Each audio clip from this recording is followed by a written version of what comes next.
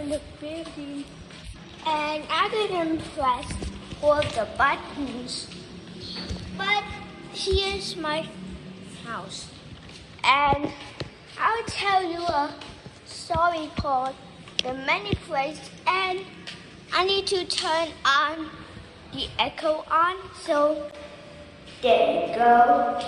Now let's turn on the video of The Many Place. Today, I am going to explain an episode called The Many Place from the anthology horror television series Creeped Out. Spoilers ahead, watch out, and take care. The Blowlizards family has come to North Queensland, Australia to enjoy their summer vacation. They are staying at a 5-star hotel called Ashgrove.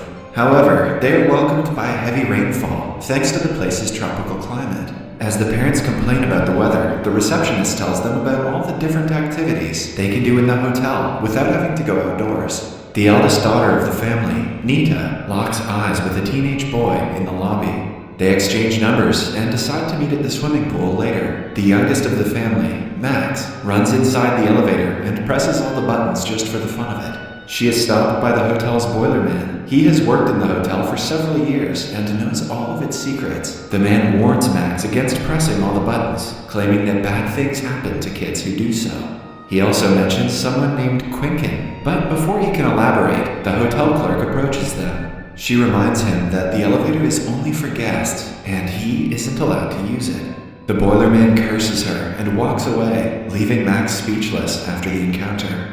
The clerk uses her keys to reset the buttons on the elevator and brings the family to their room. They are staying in a single room, hence the kids fight about who gets to use the bathroom first.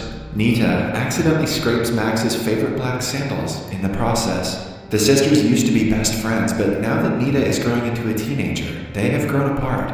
Max asks her father if she will also grow up to become like her sister. The father understands that she is hurt by Nita's behavior and consoles her. The parents want some free time from the children, so they send them off to the hotel's pool. Nita had planned to meet the guy from earlier and doesn't want to take her siblings, but at her parents' request, she reluctantly brings them along. The middle child, Jet, loves to play video games. He walks through the hallways while wearing a virtual reality headset and accidentally bumps into a table, dropping a framed picture. He puts it back, upside down, before entering the elevator with his sisters. As usual, Max presses all the buttons in the elevator, saying that the lights look pretty. This time, they do not have a key to reset it. All of a sudden, the elevator shakes aggressively and starts moving. When it stops, Nita tries to press other buttons, but none of them work. They blame Max for being careless and decide to take the stairs. The hallways look different to them, but the kids do not think much of it. Jet also notices that the floor feels cold, in contrast to how it was some moments ago. They go around the hallways looking for stairs, but cannot find any. The elevator that they came through is lost, and they have no way to return to their parents. Even the rooms have no numbers, which Max thinks is weird. Nita tries calling her parents, but her phone has no signal. They knock on one of the doors to ask for help and find that it is already open.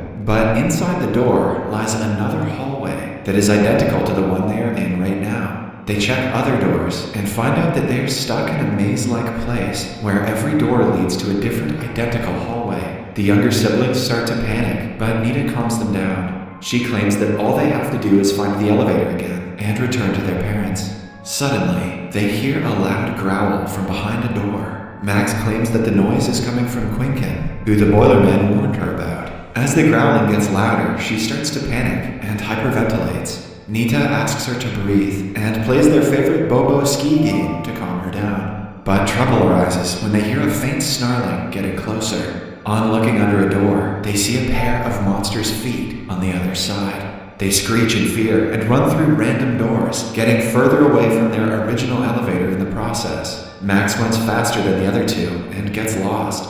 Nita and Jet try calling her, but she has run down several hallways and cannot hear them. When Max stops running, she calls for her siblings and realizes that she has lost them. While looking for her, Jet and Nita hear an elevator door ding, followed by melodic music. They follow the sound and finally reach the elevator. Nita doesn't want to leave without Max, but Jet claims that if they inform their parents, they will find her quicker. They get on the elevator and Jet notices the red interior, when he clearly remembers it being a neutral color before. The elevator shakes, as it did earlier, making them think that they will end up back in the maze. However, this time, they reach back to their floor in the hotel. When they pass the hallway, we notice that the framed picture that was upside down earlier is now back in its correct position. Nita uses the keys to open the door to their room. However, they are met with a surprise when they see two strangers inside. When asked what they are doing there, the strangers claim that they have been in the room for a week. The kids then go to the reception and inquire about their parents. The clerk who checked them in only a few hours ago claims that no one of that name are staying at the hotel. The Boilerman overhears their conversation and seems to know the truth about the maze. Back in the hallways, Max is trying to look for her siblings. She hears a roar and curls up on the floor, crying in fear. Suddenly, someone runs towards her. On looking at the person's face, Max freezes in shock. Somewhere else, Nita and Jet are confused out of their minds. Nita Googles her mother's name and finds out her number. The mother picks up the call from her workplace in the other part of the world. When Nita tries to explain what happened, she stops her and asks her who she is. It turns out that the mother is living an entirely different life and has a boyfriend who is not their father. She insists that she isn't married and has no kids and cuts the phone call. The siblings are left speechless at their mother's indifference. As they brainstorm ideas to get out of the situation, the Boilerman approaches them. He asks them if they pressed all the buttons in the elevator and calls them out for being idiots. He also explains that the hallway they reached after pressing the buttons is called the Many Place. It is a cluster of pathways to alternate universes, a place where all the realities meet. When the kids look at him in confusion, he further explains that their universe is one of many universes that exist in space. Each universe gives birth to the same people, but with different realities, like their mother, who is married and has children in one reality, but is a working woman with a boyfriend in another. The Many Place looks like a maze at first glance, but the doors aren't as random as they seem. Each door leads them closer to an elevator that is the path to an alternate reality. There are a billion of them, and hence, to find the one they came from will require a lot of work. He suggests they retrace their steps through the doors and find the original elevator that they came from. At last, he also warns them that looking for the original elevator is not that easy, as he has never met someone who found their way back after getting lost. Jet looks out the window and sees flying cars that are considered usual in this reality. The brother and sister go back to the elevator when the Boilerman stops them. He adds that the Many Place was built as a way to punish the humans who had committed unfathomable crimes. The place they are going to has a cruel creature who eats lost people. Hence, the children should be careful if they want to safely reach their original elevator. Following the encounter, they press all the buttons and end up back in the Many Place. After looking around for more than an hour, they finally find another lift. However, on reaching the hotel, they immediately find out that they are not in their original reality. The place is filled with smoke, and the sound of missiles launching can be heard from outside. It is clear that in this reality, the world is at war. They return to the Many Place and start looking for another elevator. After a few more hours, they finally find another one, but it is filled with water, denoting that the world is underwater in that reality. On their third elevator ride, they reach an abandoned hotel and lose hope of finding their original reality. Nita breaks down crying, realizing that she will never meet her parents and her sister again. When Jet tries to comfort her, she tells him that they cannot go down billions of different elevators. Jet, on the other hand, asks her to pull it together because she is supposed to be an adult. With renewed motivation, they collect things they might need to navigate through the maze. They decide that finding Max is more important than finding their original reality because she might be scared and lonely. Nita gets a horn, some pencils, and a stick to fight the creature they had seen earlier. Following that, they enter the Many Place and mark all the doors that they've walked through. They call Max using the horn and quickly cross many hallways, but even after hours of searching, they do not find her. All of a sudden, they hear Max's voice calling to them. She is just around the corner, but she asks them to not come near her. When the siblings throw several questions at her, she asks them to just trust her. She also urges them to keep their eyes closed at all costs because she has someone else with her who is helping her navigate. When they are finally face to face, Max reveals that the creature behind her is Quinken, the monster that the Boilerman had warned them about. Quinken cannot help but to eat the eyes of people who look at him. Hence, they should keep their eyes closed.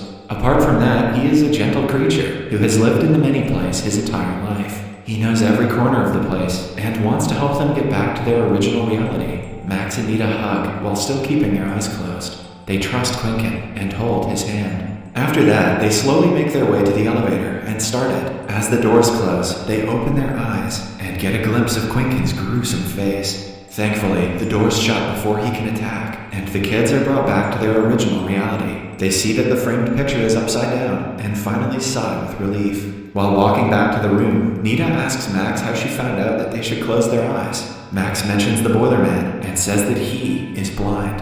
Nita stops her and inquires what that means. Then, she notices that Max isn't wearing her favorite black sandals that she was wearing when they first entered the elevator. Max also mentions their grandmother and claims that she's dead.